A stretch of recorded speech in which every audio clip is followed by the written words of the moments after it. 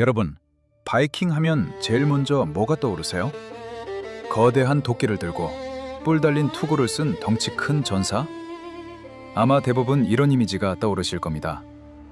그런데 만약 이게 전부 거짓말이라면 어떻게 하시겠어요? 고고학자들이 수백 년에 걸쳐 바이킹 시대 투구를 발굴했습니다. 그 결과는 충격적이었습니다. 뿔 달린 투구 단 하나도 발견되지 않았습니다. 그렇다면 우리가 알고 있는 그 상징적인 뿔 투구는 도대체 어디서 나온 걸까요? 오늘 전 세계가 150년 동안 속아온 바이킹 뿔 투구의 완전한 진실을 파헤쳐 드리겠습니다. 먼저 바이킹이 어떤 사람들이었는지부터 알아야 합니다. 바이킹은 8세기부터 11세기까지 스칸디나비아 반도, 즉 지금의 노르웨이, 덴마크, 스웨덴 지역에서 살았던 노르드인들입니다. 이들은 당대 세계 최고 수준의 항해술을 가지고 있었습니다. 유럽 전역을 누볐고 아이슬란드와 그린란드를 개척했으며 놀랍게도 콜럼버스보다 무려 500년 앞서 아메리카 대륙을 발견했습니다. 탐험가 레이프 에이릭손은 서기 1000년경 지금의 캐나다 뉴펀들랜드에 발을 디뎠습니다. 이는 유네스코 세계유산으로 등재된 유적지로도 확인된 사실입니다. 영화에서 보는 야만적인 약탈자 이미지와는 다르게 실제 바이킹은 정교한 은세공 장인이었고 아랍권까지 이어지는 무역 네트워크를 구축한 뛰어난 상인이기도 했습니다. 심지어 이슬람 여행가 이븐 파들란의 10세기 기록에 따르면 바이킹은 비단을 입고 향수를 사용했으며 빛과 면도기를 항상 지참했다고 합니다. 그리고 충격적인 사실 하나. 스웨덴에서 발굴된 최고 지위의 전사 무덤 주인공이 DNA 분석 결과 여성이었음이 밝혀지기도 했습니다. 우리가 아는 바이킹의 이미지의 상당 부분이 오해입니다. 그 중에서도 가장 크고 오래된 오해가 바로 오늘의 주제, 뿔 달린 투구입니다. 자, 이제 가장 확실한 증거인 고고학 이야기를 해봅시다. 전 세계에서 수백 개의 바이킹 시대 유물이 발굴됐습니다. 투구도 여러 점이 나왔습니다. 그런데 단 하나도 예외 없이 뿔이 달려있지 않았습니다. 가장 유명한 사례는 1943년 노르웨이의 예르문부 농장에서 발견된 투구입니다.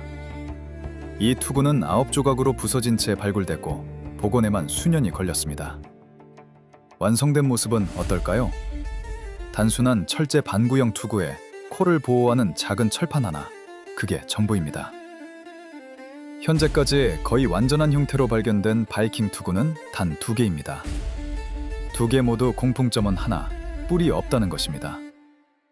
2023년에는 영국 요크셔에서 두 번째 완전한 바이킹 투구가 발견되어 세계적인 화제가 됐는데 역시 뿔은 없었습니다. 전문가들은 이렇게 말합니다. 바이킹이 뿔 달린 투구를 썼다는 고고학적 증거는 전무하다. 그렇다면 진짜 뿔 달린 투구는 어디서 나온 걸까요? 1942년 덴마크 백세 마을. 한 농부가 땅을 파다가 놀라운 물건을 발굴했습니다. 뿔이 달린 청동 투구 2개. 처음에는 모두 바이킹 유물이라고 생각했습니다. 하지만 정밀 분석 결과는 충격적이었습니다. 이 투구는 기원전 900년경 제작된 청동기 시대 유물이었습니다. 바이킹이 등장하기에 무려 1700년 전의 것이었습니다. 더 중요한 사실은 이 투구가 전투용이 아니었다는 점입니다. 제작 방식과 보존 상태, 발견 장소를 분석한 결과 이것은 종교의식에서 사용된 제2용 투구였습니다. 최신 연구에서는 그 기원이 이탈리아 사르데냐 섬까지 거슬러 올라간다는 주장도 나오고 있습니다. 실제로 뿔 달린 투구는 고대 켈트족과 게르만족이 의식에서 사용하던 상징물이었습니다. 즉, 정리하면 이렇습니다.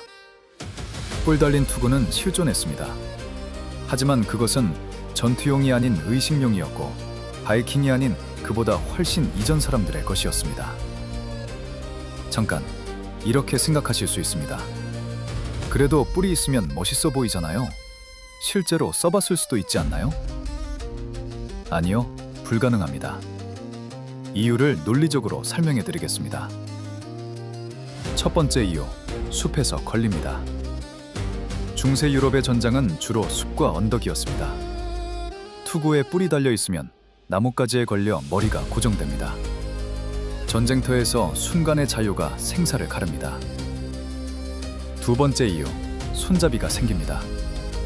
백병전 중 적이 뿔을 손잡이처럼 잡으면 내 머리를 완전히 통제할 수 있습니다.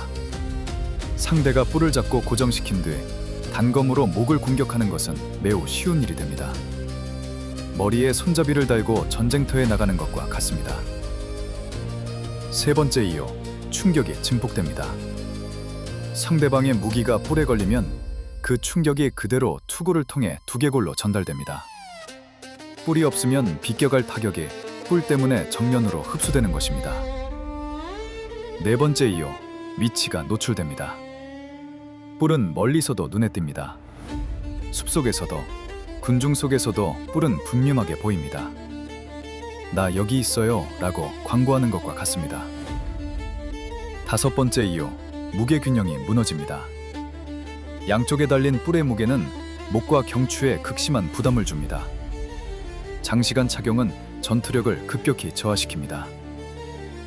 학자들이 단호하게 말하는 이유가 있습니다. 뿔 달린 투구를 쓰고 전장에 나간 전사는 살아 돌아오지 못했을 것이다. 그렇다면 이 이미지는 어떻게 전 세계에 퍼진 걸까요? 이야기는 19세기 유럽으로 거슬러 올라갑니다. 당시면 낭만주의 시대였습니다. 예술가들은 북유럽 신화와 바이킹 서사시에 열광했고 그들을 더욱 웅장하고 극적으로 표현하고 싶어 했습니다. 일부 화가들이 바이킹을 그릴 때 뿔 달린 투구를 추가하기 시작했습니다. 더 강하고 더 야만적이고 더 인상적으로 보이게 하기 위해서였습니다. 그러던 중 결정적인 사건이 터집니다. 1876년 독일의 작곡가 리하르트 바그너의 오페라 니벨룽겐의 반지가 초연됩니다. 북유럽 신화를 소재로 한 이 오페라는 유럽 전역에서 폭발적인 인기를 끌었습니다. 이 오페라의 의상 담당자는 칼 에밀 데플러였습니다. 그는 바이킹 캐릭터들에게 뿔 달린 투구를 입혔고 무대 위의 드라마틱한 장면들은 관객들에게 강렬한 인상을 남겼습니다. 오페라의 성공 이후 이 이미지는 폭발적으로 퍼져나갔습니다. 신문의 사파, 그림책, 광고, 조각상에 바이킹의 뿔 투구가 등장하기 시작했습니다. 20세기에 들어서면서 만화와 영화가 이 이미지를 완전히 고착시켰습니다. 하이거 더 호리블, 아스테릭스, 수많은 할리우드 바이킹 영화들. 이 모든 것이 뿔 투구를 반복적으로 강화했습니다. 결과적으로 1876년 한 오페라 의상 디자이너의 선택이 불과 150년 만에 전 세계인의 상식이 되어버렸습니다. 자, 이제 반전입니다. 뿔 달린 야만인이라는 이미지와 달리 진짜 바이킹은 어떤 사람들이었을까요? 이슬람학자 이븐 파들라는 10세기의 바이킹을 직접 만나고 기록을 남겼습니다. 그 기록에 따르면 바이킹은 매일 아침 얼굴을 씻었고 빗과 면도기를 항상 가지고 다녔습니다. 발굴된 바이킹 무덤에서는 빗, 귀이개, 핀셋 같은 위생 도구들이 다수 발견됩니다. 또한 바이킹은 당시 유럽에서 가장 뛰어난 목공 기술자들이었습니다. 그들의 배는 얕은 강도 항해할 수 있어 유럽 내륙 깊숙이까지 진입했으며 대서양을 건너는 것도 가능했습니다. 뿔 달린 야만인이 아니라 세계를 누비던 탐험가이자 상인이자 장인. 그것이 진짜 바이킹의 모습이었습니다. 오늘 내용을 정리해드리겠습니다. 첫째, 발굴된 바이킹 투구 중 뿔 달린 것은 단 하나도 없습니다. 둘째, 뿔 달린 투구 이미지는 1876년 독일 오페라 니벨룽겐의 반지의 의상 디자이너가 만들어낸 것입니다. 셋째, 진짜 뿔 달린 투구는 바이킹보다 1700년 앞선 청동기 시대의 의식용 유물입니다.